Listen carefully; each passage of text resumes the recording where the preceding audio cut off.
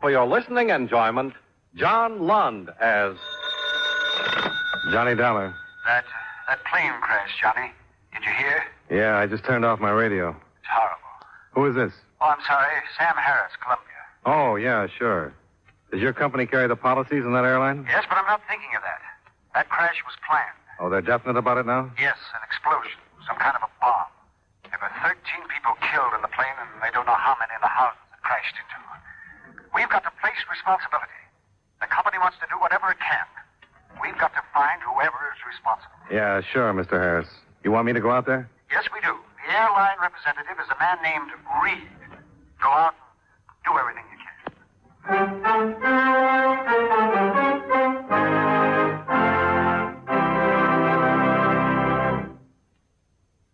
Now, for just a moment, what do you say we take time out to talk about star routes?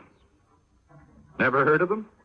Well, I don't suppose many of us have, but they exist, all right. Now, those of us who live in cities or in other localities where regular letter carriers drop off our mail probably never wonder how mail is handled in places where almost no one lives, where there's hardly anything and not much reason for going there. But there is someone who thought about it and did something about it. Our Postmaster General. He saw to it that folks who live in these out-of-the-way places receive their mail. Of course, the post office doesn't operate regular mail routes to these places because there isn't enough mail to warrant a regular postman. But the people in isolated spots, such as prospectors in the Nevada mountains, or trappers in the Alaska wilderness, or Louisiana bayous, are entitled to their mail.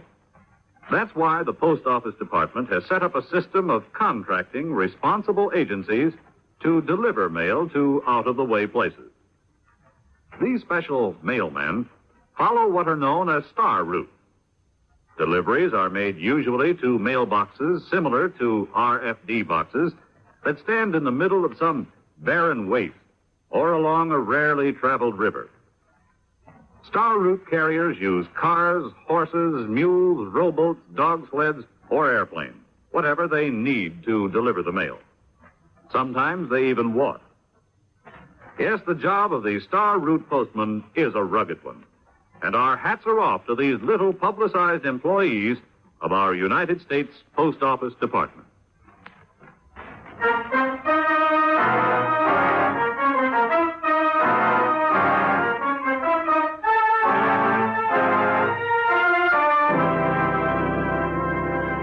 Expense account submitted by Special Investigator Johnny Dollar to Home Office, Columbia All Risk Insurance Company. The following is an accounting of expenditures during my investigation of the Fairway matter. Expense account item 1, $250, cab fare to the scene of the plane crash, which, as you know, covered quite a bit of territory. The Fairway Airlines plane had taken off at 8:20 p.m., had reached an altitude of no more than 600 feet, and then had crashed, setting two houses afire a short distance from the Springfield-Hartford Airport.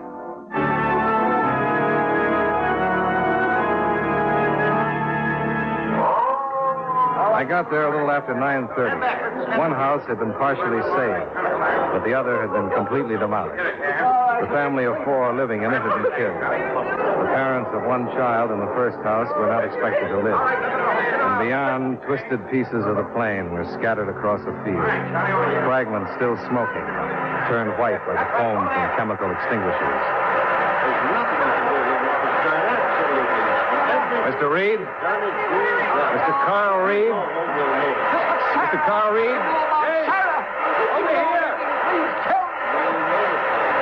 Please, Mr. At least don't wait in your car. We'll let you know as soon as we can. My baby, my baby. Yes, sir.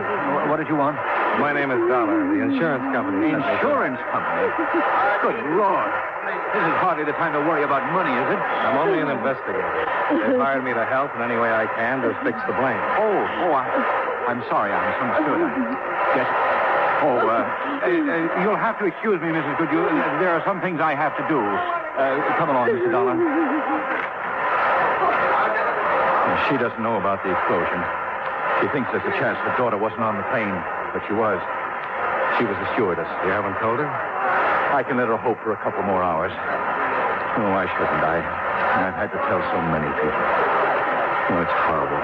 Horrible. I think even worse than if it had been an accident. When you know it was premeditated, when you know someone planned it. What kind of a person would you have to be to plan something like this? Yeah, it's hard to believe, Mr. Reed. But we have proof. There was an explosion in an extreme aftersection. Destroyed all the control cables to the tail assembly. I don't suppose the civil aeronautics man is here yet, huh? No, but he's on his way. They're sending one of their best, S.W. Nugent. Captain Linhart of the state police is here, though. Oh? Well, I'd like to talk to him then. Do you have any idea where he is? Well, the last I saw him, he was over there by that... Oh, Smith. But see the group of men over by the hangar? Yeah? He might be there. They collected the bodies there. Made as many identifications as possible. Look, I know it's bad, Mr. Reed, but don't you go to pieces. That wouldn't help at all. I'll be all right. I'll see you later. Yeah. I remembered Captain Jim Lenhart from a case we'd shared last year, and I found him in the group of silent men. Their silence and their expressions told better than words how they felt about the row of sheet-draped bodies on the ground. How was Reed making out? I thought he was going to pieces a little while ago. Well, he's still in pretty bad shape. He's not alone. But it might have been worse. Plane could have been filled. Yeah. Well, I guess our approach will be to try to find out which victim was the planned victim. Well, with what we have now, I don't see any other way to start, do you? No. The possibilities as I see them are murder with a motive, disguised suicide, or a homicidal maniac. That must cover it. I have men covering the airport and a 2-mile circle around it. Their orders are to question everybody they spot and search every car. I think that's about all we can do tonight. Well, I'll see you in the morning then. It's all right with you? Sure is. Glad to have you on the case. Meet you in my office at 9. Good. Here's another ambulance. We can get the rest of these poor devils into the morgue and try to find out who they are.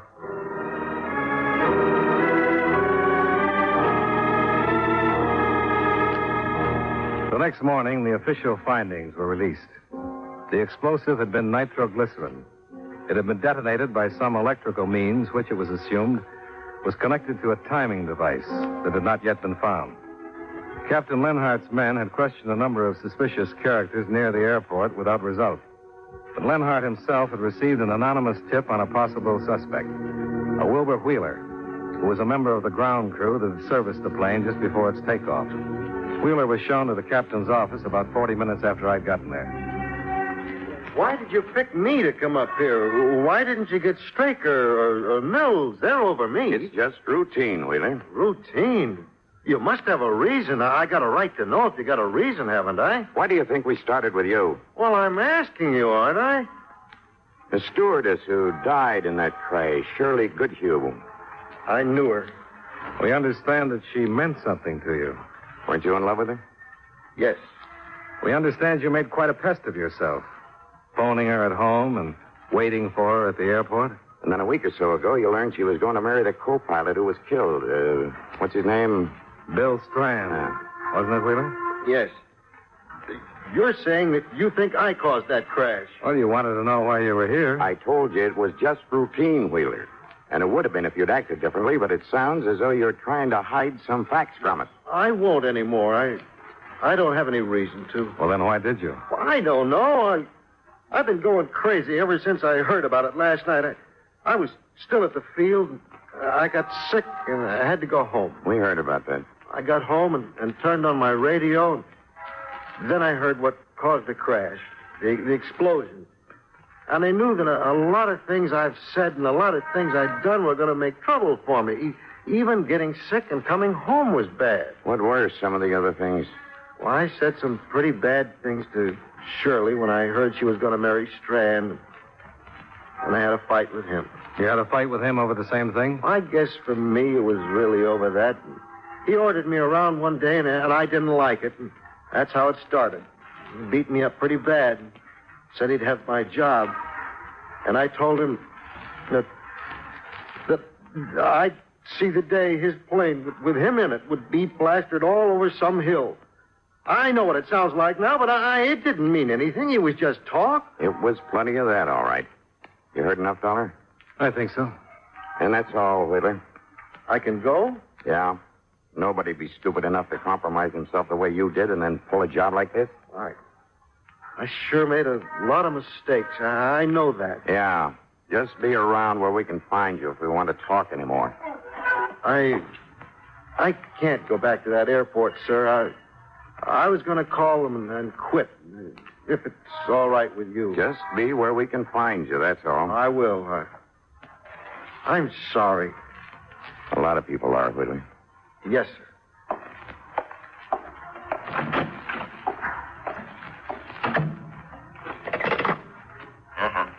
Oh, Collins, the man just leaving my office, name is Wheeler. Wilbur Wheeler. Have two of the boys get on him and stay. I'll arrange to relieve them tonight. Oh? Yeah, thanks. What do you think? Well, I'd like to know what's in Wheeler's background. And I'd like to get a psychiatrist's reaction, wouldn't you? We'll learn about him. Now, let's get on with this list of passengers and see what we can get from their survivors.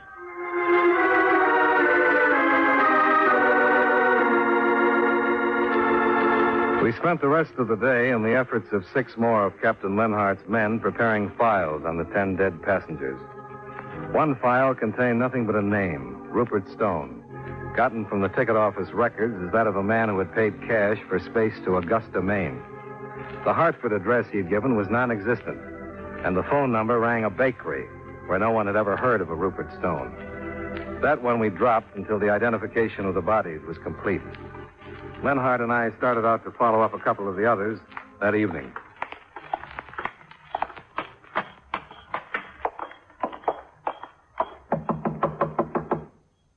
This is rotten work. Yeah, check. Mrs. Graham? Yes? This is Mr. Dollar, and I'm Captain Lenhart of the State Police. We'd like to talk to you about the death of your husband. No, I have talked too much. It only keeps in my mind the things I saw in that field and the women crying. We know, Mrs. Graham, but it's our job to fix the responsibility. We only want to ask you a few questions. You'd want to help find whoever caused all those deaths if you could, wouldn't you? How can I help? May we come in? All right. But only a little while. I haven't slept. Thank you. No, Skipper, be quiet. He knows, poor old dog. And very soon he will die. Then I will be alone. Oh, please sit down. Thank you, Mrs. Graham. Thank you. Mrs. Graham, your husband... Yes? He bought space to Boston, didn't he? Yes. Martin's brother is buried there. Martin was a religious man, and quite often he would go to visit his brother's grave. I see. I think that's all we needed, wasn't it, Dollar, to recheck his plans? Yeah. Yeah, I think that was all. Then we better go. We're sorry we had to bother you, Mrs. Graham. And thanks very much for seeing us. It's all right. Thanks very much. Oh, don't bother to get up. You don't have to come to the door with us. Good night. Good night. Good night, Mrs. Graham. Quiet, Skipper. He won't come back.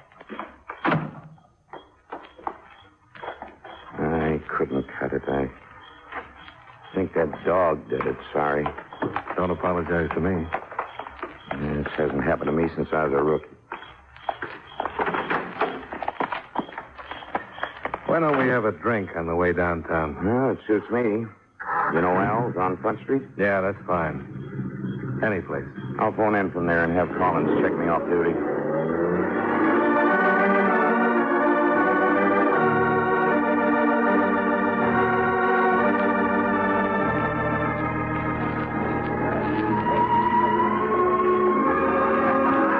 Here you are, sir. Oh, your friend didn't leave. No, he had a phone. Here, I'll catch it. It's $1.60, sir. That's good enough. Keep it. Oh, thank you. Oh, here he comes. Drink up, Dollar. Guess I'll have to waste mine because it seems I'm not off duty. What happened? We're back to that stewardess again. The explosive has been checked to her equipment. Lab men say some twisted metal they found used to be a first aid box and that it was in her flight bag. Well, that brings Wilbur Wheeler back again, too, huh? He's being picked up now.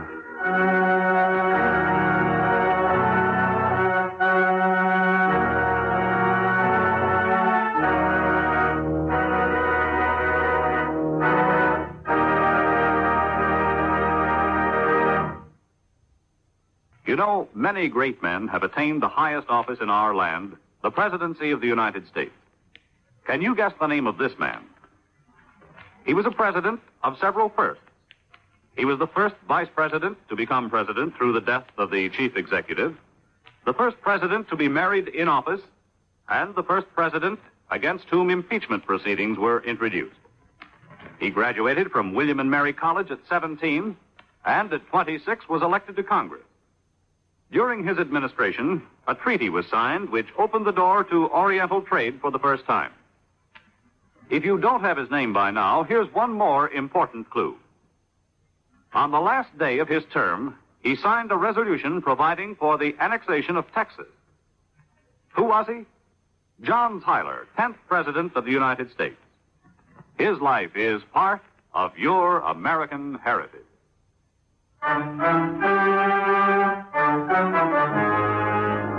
And now, with our star, John Lund, we bring you the second act of Yours Truly, Johnny Dollar. I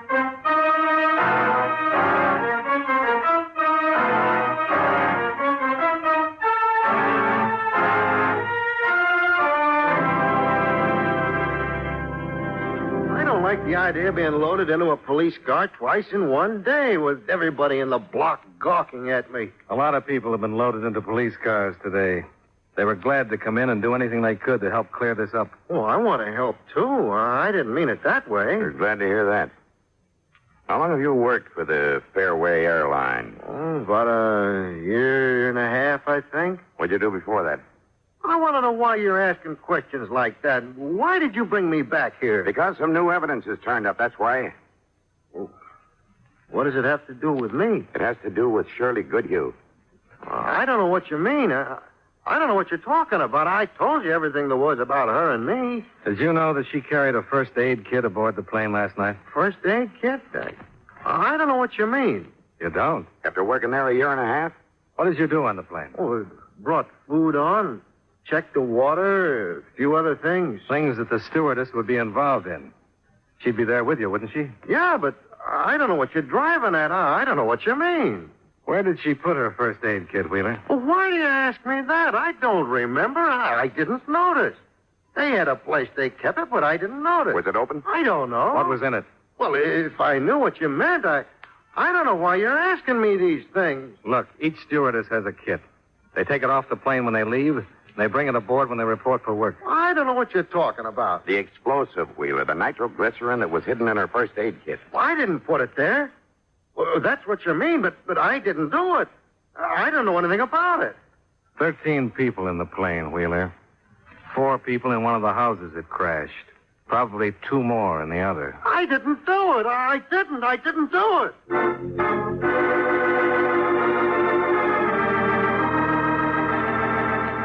Wilbur Wheeler was turned over to the police psychiatrist.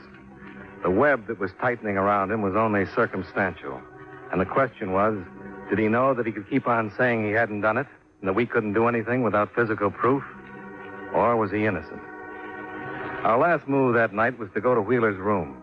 We were looking for a wire that could be checked to that used with the explosive. We didn't find that or anything else that could be a definite help. But a couple of things we didn't find seemed strange. Hey, he said he came home and turned on his radio. There isn't a radio here. A newspaper's dollar, see any? No, I don't. No, there aren't any. Unless he's got them out of sight someplace. Well, why would he do that? Nope. None in the wastebasket. You'd think a man so close to this would want to find out what the papers were saying, wouldn't you? Guilty or innocent? Yeah. Well, I don't know, Dollar. I'm bushed. Let's drop it for tonight.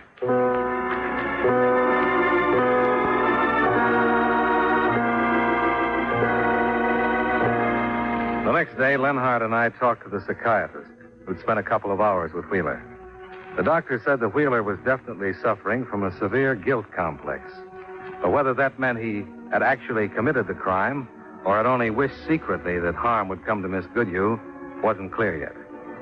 In terms of evidence, that meant nothing. The lack of a radio or newspaper in his room, the doctor tossed off as meaning merely that Wheeler was hiding from actuality. As Captain Lenhart put it, If that doctor thinks he helped my mental condition, he's wrong.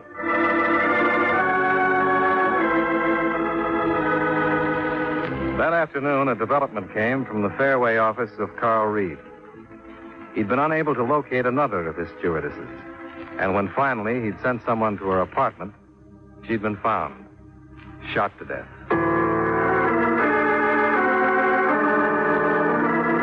We met Mr. Reed at the scene of the second crime. I simply had to get back on the job today. 2 of our flights were delayed yesterday because of my going to pieces. You better watch it now, Mr. Reed. I don't know if I... Now, just take it easy. You tried to phone this girl and tell her to report for one of your flights. And when you sent somebody out here, she was found dead, huh? Yes, exactly. I hadn't tried to contact Alice before because Well, I knew that she and Miss Goodhue had been close friends and that she must have felt almost responsible for her death. Why, Mr. Reed? Why? Well, she was scheduled for the flight the other night. I thought you knew that. No, we didn't. I wish we had. But I told you. That night at the scene of the crash. I was talking to her mother, Mrs. Goodhue. Yes, I remember that. You said she thought there was a chance her daughter wasn't on the plane. But I told you the other girl was scheduled. No, Mr. Reed. You made it sound like Mrs. Goodhue thought her daughter was on a different flight. You didn't say anything about another stewardess. Good Lord. It's all right, Mr. Reed. The human mind isn't infallible, but it can correct its mistakes. Tell us now. Well, that's all. Well, with everything else, I suppose it didn't seem important. I know our procedure is less exact than the regular companies. You see, the girls often traded flights. When did you find out about this trade? Well, not until Mrs. Goodhue told me that her daughter had gone to work that night. You didn't discuss it with her by any chance? No, I didn't discuss it. Well, that night and all of it, Then I think we'd better go see Mrs. Goodhue, Dollar.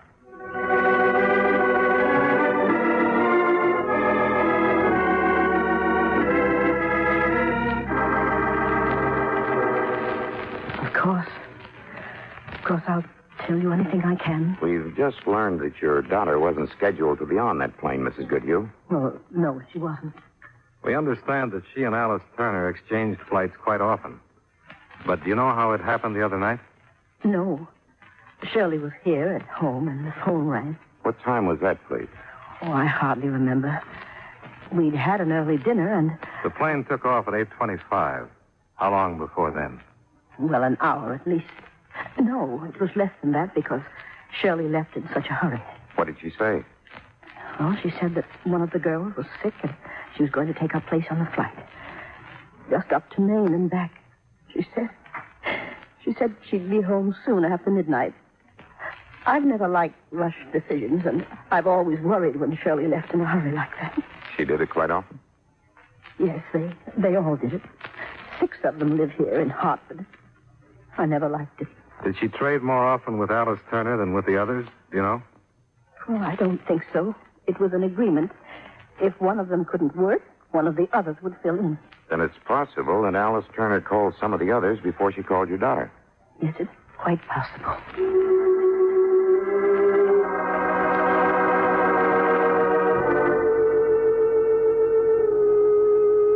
The horror of the crime led to the solving of it.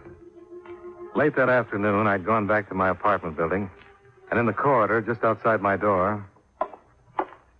Hey, your name, Dollar? Yeah. Can I help you? I want to talk to you. I think we'd better go inside. Well, I'm pretty busy. Yes, I know you are, but I want to talk to you about the plane explosion. Oh. All right. Come on in. I can't stand it anymore. I read about Alice Turner this afternoon. just can't stand it, that's all. What do you know about Well, it? just that all those people killed for nothing, and I'm partly to blame, too, and I'm ready to give myself up. Well, why did you come to me then? Why didn't you go to the police? Oh, you can talk to somebody like you. The police are always building the case for the estate. Okay. They'll get you anyway. Yeah, but you'll know what I really said, see? All right, go ahead. His name is Church. Arthur Church. Who's Arthur Church? He's the chief pusher for a bigger narcotics outfit than you ever thought there was. We've had a few cranks in this case already. I know, crank. What do you mean, Emmett? Alice Turner was carrying the stuff for him. She wanted to get out, and Church wouldn't let her. So she got smart and set up a meeting with the federal man the other night. And that's why she was killed, and all the rest of them, too. Doesn't make sense. If she'd made this date, don't you think the federal authorities would have been in on this? Well, she didn't tell him who she was or what she did. How do you know all this? I'm the one that told her Church was onto her. I told her to drop it. Sure, and not to go. That's my part of it. I told her Church was onto it and that he'd stop her somewhere. I told her to drop it no matter what. I don't like it. No. Why would she put Shirley Goodhue on the spot? Alice didn't know what would happen. I did. Who could know that he'd do anything like this? Well, why did he? If what you say is true, he could have stopped her some other way. That's my doing, too. I kept her out of sight, you see, and the other night I told her not to do anything, to stay where she was, and not to go to the field, and then she believed me. And then she called Shirley Goodhue and told her she was sick, and that's why she didn't go. Do you know where the explosive was that wrecked the plane? Yes, I read today the first aid kit. That's where Alice carried the stuff. Well, it was her kit. How did the Goodhue girl get it? Yeah, because she was called at the last minute, you see, and Alice had her things in a locker at the field. Oh, look, Mr. Dollar, I wouldn't be here if I wasn't telling the truth. It's a peddling rap for me, don't you see? But I've been reading these stories about the people that got killed and the families that are left, and I couldn't take it. I knew the truth, and then when Alice was killed, well, there was no reason for me not telling what I knew. Are you ready to go to the police? You heard what I got to say. I'm giving myself up, so... Do you know where this Arthur Church is? Yes. He and I live together. And you'll come with us? If I have to. Yes. I'll take you up there.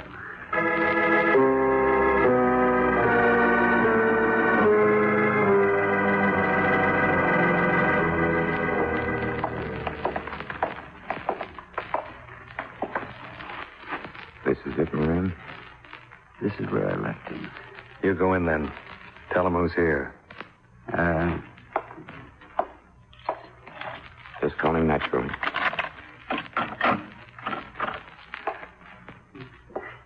All right.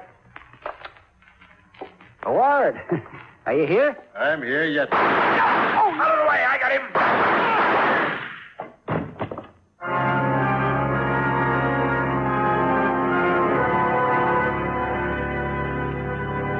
Expense account item 2, miscellaneous, $23.45. Expense account total, $25.95. Yours truly, Johnny Dollar.